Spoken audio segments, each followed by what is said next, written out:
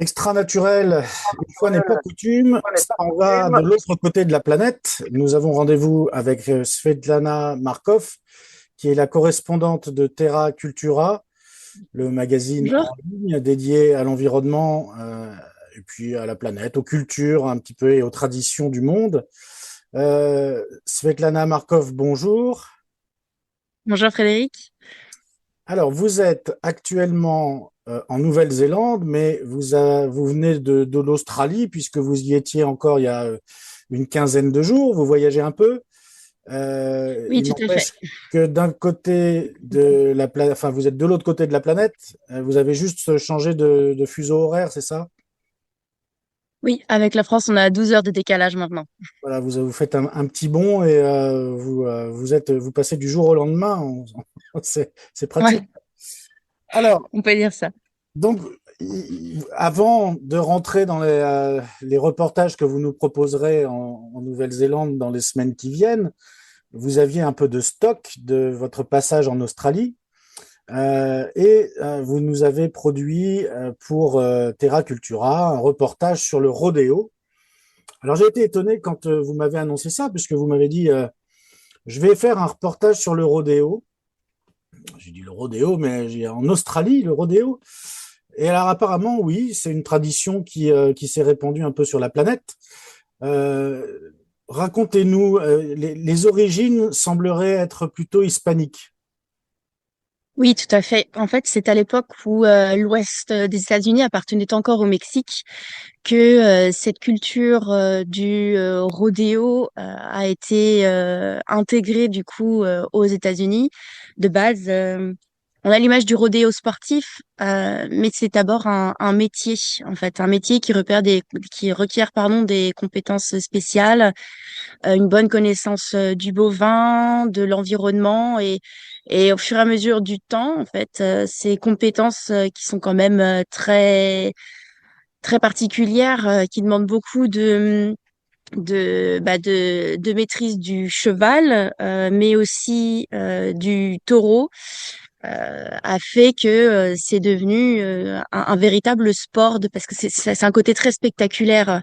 Et avant de monter sur des taureaux, les gens les attrapaient justement tous ces taureaux pour les marquer au fer, pour les soigner, pour prendre soin d'eux, pour les compter. Et c'est à l'époque où encore les éleveurs cherchaient en fait des cow-boys qui organisaient un espèce de petit show pour sélectionner le meilleur cow-boy pour s'occuper de la ranch.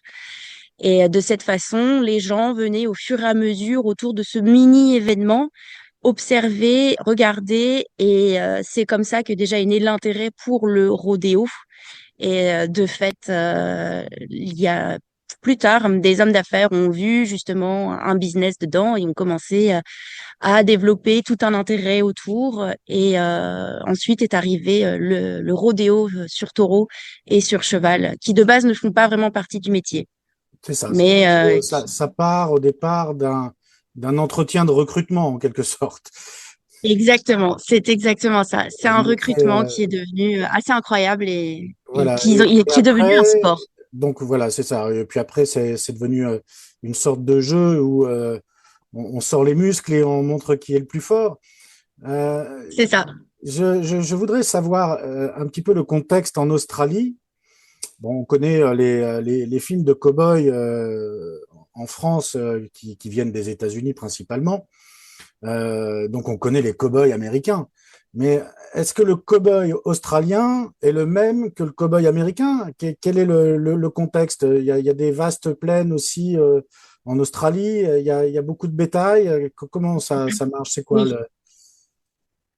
Il y a énormément de bétail en Australie, que ce soit vaches, moutons principalement, des chèvres. Les plaines sont immenses. C'est un pays continent. Il y a pas de barrière, par exemple, entre. Il y a pas de champs. Ce sont des hectares et des hectares de terre rouge, aride, avec des petits buissons. Et quand on traverse le désert, tout simplement, ce qui sert, s'il y a une barrière, mais elle est tellement immenses en fait et que les routes les traversent. Et pour éviter que le bétail sorte justement de cet enclos gigantesque, sur les routes ils mettent du grillage au sol. Ce sont on appelle ça des grids en anglais. Les Ce sont des grilles. grilles au sol avec un énorme trou en dessous. Et si elles passent, en fait, elles se cassent les pattes. Donc, elles ne passent pas, en fait. C'est leur limite, elles le savent. Et elles sont en pleine liberté sur des kilomètres et des kilomètres. Et on les voit régulièrement, d'ailleurs, vivantes, mais aussi mortes sur le bas de la route parce que elles se font écraser par Les les convois. énormes camions qui passent. Donc, Mais les grands convois australiens avec des oui, semi-remorques à n'en plus finir, on dirait des trains. Euh, oui, c'est ça. C'est ce qu'on appelle les road trains. c'est ça. Et on a cette image aussi de, pour en finir avec le contexte, en fait, du cow-boy qui est plus un cow-boy, qui s'en va chercher son bétail en hélicoptère. Eh ben, c'est une vraie image. Je les ai vus. Oui, et alors du J'ai coup, vu le, l'image du cow-boy est un peu écornée là. alors, j'ai vu le cow-boy en hélicoptère et j'ai vu le cow-boy à cheval. On a traversé notamment une petite partie dans le Queensland, donc c'est au nord-est de l'Australie. Toute une partie qui est très reconnue pour son élevage de bétail, parce que la terre est très bonne et donc c'est là où on va trouver le plus de bovins. Et un jour, on allait d'un point à un autre et on a aperçu énormément de fumée au loin sur la route. On se demandait ce que c'était. Et plus on se rapprochait, plus ça s'intensifiait. Et en fait, c'était un énorme convoi de vaches, de taureaux et de veaux. Et devant nous, il y a un gars qui arrive à moto, qui nous dit de ralentir et il nous dit, bah écoutez, vous pouvez traverser, quoi, mais allez-y doucement. Nous, on n'osait pas trop. Et il nous dit, si, si, allez-y, les vaches vont s'écarter. Et je pense pendant 20 bonnes minutes au pas, on a traversé le troupeau, on avançait avec lui. Et à l'autre bout du troupeau, on a trouvé notre cow-boy à cheval et Ah, un autre gars sur sa moto. Donc ils sont toujours là. Et toujours le même jour, un peu plus loin, on a recroisé des nanas à cheval en train de rassembler le troupeau qui allait leur faire traverser la route encore. Donc cheval et hélicoptère. Et en hélicoptère, c'est surprenant la façon dont ils les rassemblent. Ils volent très ras au sol. Ils s'inclinent un peu et ils les poussent. Ça mhm. va de façon comme ça, un peu latérale. Ils les poussent et on voit les vaches courir. On les a vus aussi faire ça en ute. Donc, ce sont des gros 4x4. On a vu même un pousser sa vache. C'était pas très bien, mais il l'a poussé. Elle avançait pas. D'accord, donc tous les moyens sont bons pour réunir son bétail sur des surfaces immenses en fait. Alors, Oui. on va revenir à la tradition, puisque là, en fait, votre reportage, c'est ça, c'est la tradition. Elle peut être contestable, on en parlera après, parce que certaines associations de protection des animaux s'en mêlent un peu et réglementent un peu cette discipline. Donc, l'entretien d'embauche, le rodéo en lui-même, existe toujours, et vous dites qu'en fait, bon, il s'est démocratisé et c'est plus artisanal, c'est encadré maintenant. Oui, c'est ça. Maintenant, l'artisanat est toujours là, je pense. Enfin, parce qu'il y a toujours justement tous ces cavaliers. La seule chose qui change, c'est peut-être les outils qui vont être un peu plus, enfin, plus évolués qu'avant, forcément. Mais le métier est toujours là. Le métier existe toujours, hein. Nous, les cow-boys, quand on était dans la Outback, on les voyait et ça, on voit qu'ils travaillent avec les bovins et qu'ils sont à cheval. Oui, mais alors, je parle du rodéo en lui-même, là, c'est-à-dire des concours Ah, pardon, qui ont très bien. lieu. Euh, Oui, oui, oui, là, bien sûr. vous dites dans votre article qu'il y a la Professional Bull Riders. C'est quoi? C'est une association qui organise? Oui, en fait, ça a été créé il y a quelques années déjà, mais c'est relativement récent, mine de rien. Si, par exemple, en fait, c'était l'époque où il y a un homme d'affaires qui a vu un business à se faire dans le rodéo et qui s'est associé justement avec ce qu'on appelle un peu les marginaux du rodéo, qui n'étaient pas forcément cow-boys à travailler dans des ranchs, mais qui était quand même très intéressé par le bull riding, donc c'est-à-dire qu'il montait des taureaux pour la compétition. uniquement ça. C'est-à-dire qu'il s'occupait pas d'un ranch, mais il faisait ça pour le sport, pour l'adrénaline, pour le côté un peu excitation. Monter un animal qui a énormément de puissance, qui peut être très dangereux, imprévisible. Donc, ces hommes passionnés de bull riding ont décidé de s'associer tous ensemble afin de créer justement cette communauté. Et ils ont beaucoup travaillé, ils ont créé des événements et en fait, c'est très spectaculaire à voir, faut pas se mentir, et ça rassemble énormément de gens. Et toute une communauté s'est créée justement autour de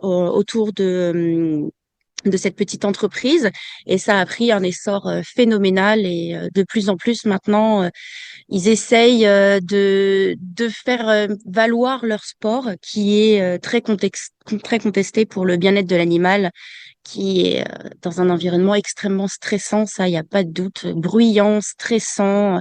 La musique, lors des compétitions, est à fond. Ils sont dans des petites cages avant d'être lâchés dans un enclos, dans une arène, entourés de gens qui sont excités, qui crient, qui hurlent. Et avant, ils sont parqués dans des enclos. Donc oui, c'est moderne, plus moderne qu'avant. Néanmoins, ça, c'est toujours, il y a toujours ce côté culture traditionnelle justement et cet engouement qui en vient. Et C'est, alors on va le considérer comme un sport euh, qui, euh, qui est répandu ou localisé. C'est sur tout le territoire d'Australie ou est-ce que oui. on va le retrouver dans des contrées plutôt paysannes où justement on élève, il y a de l'élevage? Alors, les compétitions, on va les appeler comme ça, les rodéos, se retrouvent dans toute l'Australie, majoritairement quand même dans l'ouest, dans le territoire du nord et dans le Queensland du nord, un peu moins dans tout ce qui va être sud-est, où il y a beaucoup plus de villes, on est plus sur des champs, sur des vergers, tout ce qui va être légumes, fruits. La Et plus on culture va monter dans vivrière, le oui. nord, là où il y a toutes les grandes étendues, justement, on va retrouver le bétail et du coup les compétitions. C'est d'ailleurs à Mount Isa, donc c'est une ville dans le territoire du nord de l'Australie, qu'on va retrouver le plus gros rassemblement de rodéo de l'Australie une fois par an à chaque fois. C'est là où c'est le plus célèbre d'Australie. Alors, et Et à peu ça près, pour rassemble vous donner ça. une idée, il y en a, ouais, pour vous donner une idée, il y a à peu près 1000 rassemblements par an en Australie de rodéo. Et quand il y a un rassemblement, vous disiez qu'il y a du monde, mais pour évaluer la masse de personnes, vous avez une idée? Euh, je n'ai pas été à un énorme rodéo. Moi, celui où j'ai été, c'était un tout petit de village. Je dirais qu'il y avait peut-être 1000 personnes. Mhm. Donc, c'est pas grand-chose non plus. Alors, les épreuves se déroulent toujours de la même façon. Il y a une chronologie. Comment ça se déroule? Racontez-nous par quoi ça commence, comment ça finit. Et puis, il y a une chose que j'aimerais éclaircir aussi, c'est que alors, on reviendra dessus après, mais il y a une compétition pour les femmes. Il y Oui. a aussi des compétitions qui concernent les chevaux. Mhm. Alors, Alors, on va commencer par l'ordre comment ça marche, comment ça s'organise au départ, par quoi on commence, le plat de résistance, qu'est-ce qui amuse le plus après, je sais pas. Je connais pas du tout la discipline. ok. Alors, on va partir sur un rodéo classique, pas celui auquel j'ai assisté. Donc, le rodéo classique, ça commence par une parade. Donc, les cow-boys défilent à chevaux avec des drapeaux sur de la musique. Ils défilent et ensuite commencent les épreuves. Donc, pour les épreuves, je ne sais pas si elles ont un ordre en particulier. Comme je vous disais, celui où j'ai été, j'ai juste vu du bull riding. Mais sur une épreuve classique, on va retrouver le roping. Le roping, c'est quand on doit attraper le veau au lasso. Donc, on a deux cow-boys, ça marche en team. Il y en a un qui va courir le long du veau pour le maintenir en ligne droite, pendant que l'autre doit l'attraper au lasso au niveau du cou, ensuite le coucher et ses pattes. Donc, c'est une épreuve chronométrée. Et quand le veau est couché, il doit avoir ses quatre pattes du même côté. Et à ce moment-là, ça marque la fin du chrono, c'est-à-dire que le veau est attrapé. Ensuite, on va avoir le steer westing. Donc, en fait, on doit attraper l'animal au galop. On doit sauter, en fait, sur le taureau, en l'occurrence. Donc là, oui, on Donc change de là, on applique catégorie. ça C'est aussi. plus des veaux, là. On est dans la Oui, dimension il y au-dessus, quoi. a le veau et donc là, l'idée, c'est ce qu'ils appellent le combat de taureau. Donc on a de nouveau une team de 2 hommes principalement en général, hein. Donc les compétitions sont aussi ouvertes aux femmes, hein, sauf une qui est exclusivement réservée aux fans. Euh, donc là, le combat avec le taureau, donc de la même façon, on a un cavalier qui maintient le taureau en ligne droite et on a un autre qui, au moment où il le sent, va sauter de son cheval donc au galop et l'attraper par les cornes pour venir le coucher. Donc c'est relativement impressionnant. Moi, j'ai pas vu ça.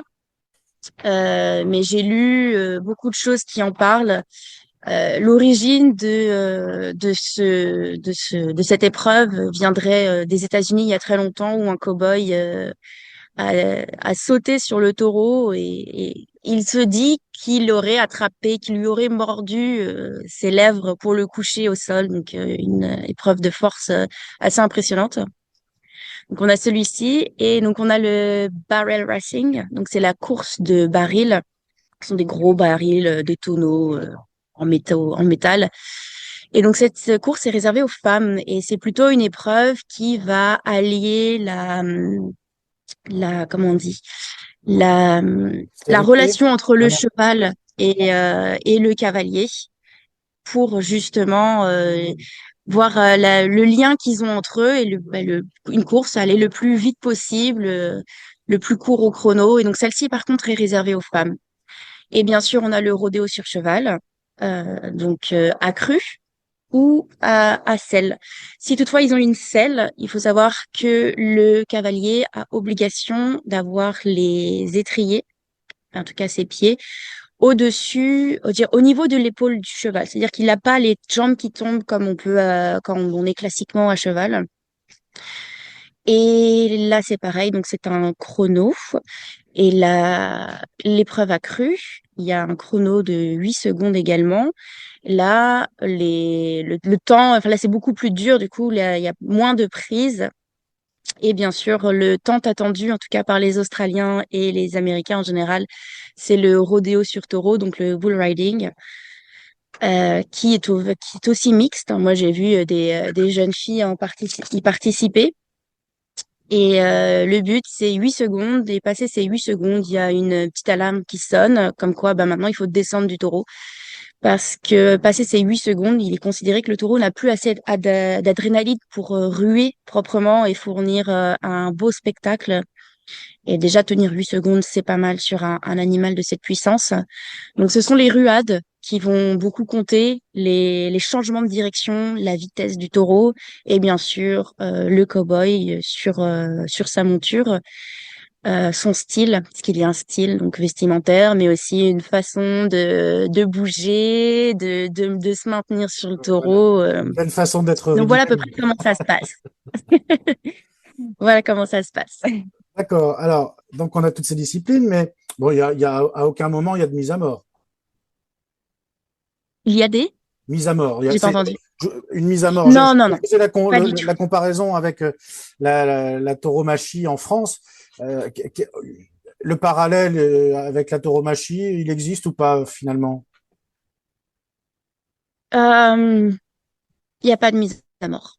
Je dirais que c'est quand même différent sur ce plan-là, évidemment. Maintenant, il peut arriver que des animaux se blessent fortement, par exemple, qui se brisent une jambe ou qu'un veau, par exemple, soit trop serré au niveau du cou. Ça peut entraîner de graves lésions pour l'animal. Et durant mes recherches, j'ai vu que en backstage, si je puis dire, le vétérinaire, il y a toujours un vétérinaire, oui, j'ai oublié de préciser, toujours un vétérinaire sur ces compétitions qui va s'assurer le bien-être, si je puis dire, de l'animal, s'assurer en tout cas que les règles sont respectées. Et c'est lui qui décidera si oui ou non il faudra abattre l'animal, si toutefois il pourra pas survivre à ses blessures, par exemple. Alors, ils viennent d'où ces animaux? C'est des animaux sauvages, je suppose. Ils viennent d'élevage. Ils n'ont jamais été Ils sont montés. pas vraiment sauvages. Ils sont pas vraiment Alors, sauvages, non? euh, je vais parler pour les taureaux parce que c'est ce que j'ai vu. Ouais. Et j'imagine que pour les chevaux, c'est plus ou moins la même chose. Il faut savoir que toutes les compétitions de rodéo donc, sont toutes autour de l'Australie. L'Australie, c'est gigantesque. Il n'y a pas un camion c'est pas un tour. Il n'y a pas un camion qui va faire le tour de l'Australie. Donc en fait, c'est localisé. À l'endroit où aura lieu la compétition, il y a un éleveur qui va faire que de l'élevage de taureaux de rodéo. Ce sont des taureaux qui sont entraînés jusqu'à l'âge de leurs 3-4 ans. Et passé leurs 3-4 ans, ils vont commencer à entrer dans des arènes. Ils sont entraînés en leur mettant des espèces de cages dessus pour les habituer à avoir quelque chose dessus, quelqu'un qui bouge. Les détails de l'entraînement, j'en ai pas. Je pense que ça reste relativement privé. Euh, et Mais ils sont conditionnés, c'est ce qu'il faut l'avantage, retenir. Ils sont conditionnés ouais, ils sont pour la conditionnés. compétition, Exactement. un petit peu comme on le ferait avec les taureaux et la tauromachie en France. C'est-à-dire que les taureaux sont sélectionnés et puis après ils sont choyés jusqu'à aller dans Oui, l'arène. c'est ça. Donc Ils là, ont un comme suivi un peu comme un alimentaire, festival. santé.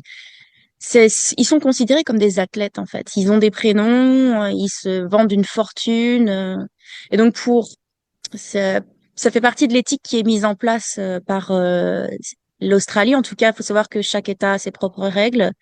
Mais par exemple, pour limiter le, les dégâts du trajet sur le taureau, par exemple, on va aller chercher un fermier qui est local pour faire au taureau le moins de trajet possible.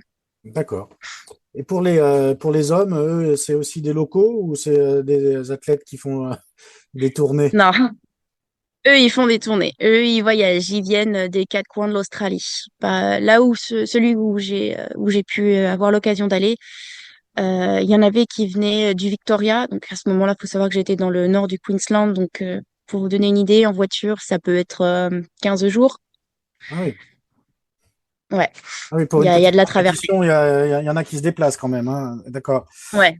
Alors, on parle des accidents sur les animaux qui peuvent survenir Mhm. et les accidents sur les hommes. Alors, qu'est-ce qu'il en est? Oui, bien sûr, il y en a. Les chutes peuvent parfois être douloureuses. J'ai vu des cow-boys faire des vols planés, se faire littéralement éjecter du taureau.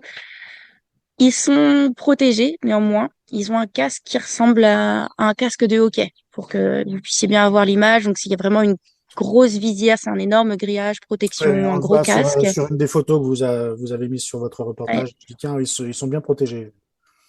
ouais. Ils ont une sorte de gilet pare-balles, si je puis dire, sous leur pantalon à franges. Donc en fait, ils ont un jean et par-dessus ils mettent cette espèce de pantalon à franges, mais qui va pas couvrir l'intégralité justement de leurs jambes. Alors je ne sais pas s'ils ont des protections de type genouillère en dessous. Je n'en ai pas vu. Mais sur les bras, en tout cas, ils n'en ont pas. Ils sont bras nus et ils portent un seul gant pour tenir la bull rope, ce qu'on appelle. C'est une espèce de corde tressée à laquelle ils se retiennent à une main dans un gant de cuir. Et donc, pour les aider à se retenir au taureau, par exemple.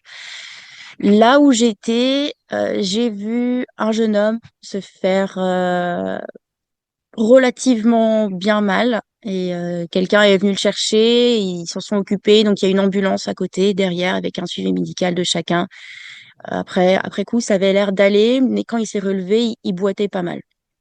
Parce que Ouais, le taureau, en fait, pas, c'est pas un quand sport ils se anodin. font éjecter, ils font pas que les éjecter, et après ils peuvent parfois leur foncer dessus et les soulever avec leurs cornes. Et c'est là où d'ailleurs j'en ai vu un autre de nouveau faire un autre vol plané. Alors pour éviter ça, il existe ce qu'on appelle des clowns, si je puis dire. Ah Ce oui, sont qui viennent les des hommes distraire. exactement qui viennent faire diversion. À partir du moment où le cow-boy est éjecté du taureau, le clown, donc il marche en paire, il les attire d'un côté, il les chasse, il leur court après, il leur font peur pour laisser le temps bah, au cow-boy de se relever et justement de s'extirper d'une mauvaise situation. Et en général, le cow-boy saute directement sur les barrières en hauteur et est aidé Voilà, par il se ses met à camarades. l'abri. Alors là, on retrouve un petit peu justement hein, le parallèle avec la tauromachie. Il est un peu là dans ses techniques, certainement plus que dans la brutalité du jeu. Euh, on va terminer cet entretien. Je voulais savoir quand même euh, ce qu'en disent les associations de protection des animaux qui s'en sont un peu mêlées. On les comprend d'ailleurs. Oui. Alors, bah forcément, elles sont contre. Elles sont contre éthiquement. C'est vrai que le bien-être de l'animal, on ne retrouve pas du tout. C'est un environnement très stressant, dangereux, où ils peuvent parfois utiliser ce qu'on appelle des aiguillons électriques pour stimuler aussi la bête, pour le faire se cabrer, se ruer. Il y a des choses qui sont mises en place néanmoins pour améliorer justement ce bien-être animal, comme l'émoussage des éperons. Les bull rops maintenant qui passent sous le flanc de l'animal doivent être protégés d'une fourrure de mouton pour limiter les échauffements et quand c'est quand même très serré cette bull rope. Donc oui, et puis il y a aussi les dégâts après l'animal, le faire se ruer comme ça, c'est pas naturel pour lui, c'est pas on va pas voir une vache se cabrer aussi haut euh, naturellement dans son champ pour le plaisir. Ils sont vraiment, ils sont dérangés. Ce sont des animaux qu'on dérange, on les sort de leur comportement naturel. Et donc toutes ces organisations essayent de faire abolir le rodéo, en tout cas. Malheureusement, le problème qu'on rencontre, c'est que abolir le rodéo, ce serait aussi abolir l'expression d'une culture, une tradition qui remonte à des années. Et il y a toute cette tension entre, je dirais, des conservateurs, les gens qui aiment le sport, le côté préservation aussi de l'animal. Malheureusement, j'ai pas eu l'occasion d'en discuter sur le moment avec les cow-boys parce que à la fin de l'épreuve, ça se plie et se range très vite. En tout cas, celui où j'ai été. Et par exemple, pour vous donner une idée, l'association PETA a néanmoins réussi à faire abolir dans certains États d'Australie le roping, donc c'est l'attrapage du veau au lasso, qui est considéré comme beaucoup trop extrême pour l'animal. Donc selon les États, il y a certaines épreuves qu'on va retrouver dans un et pas dans l'autre, par exemple. Et aussi, la présence du vétérinaire qui rassure mais qui ne règle pas le problème. En fait, je dirais que c'est plus une espèce de calmer le jeu que solution. L'État, pour le moment, selon mes recherches, n'a pas dans l'esprit d'abolir cette pratique sportive, en tout cas. C'est pas au programme, il me semble.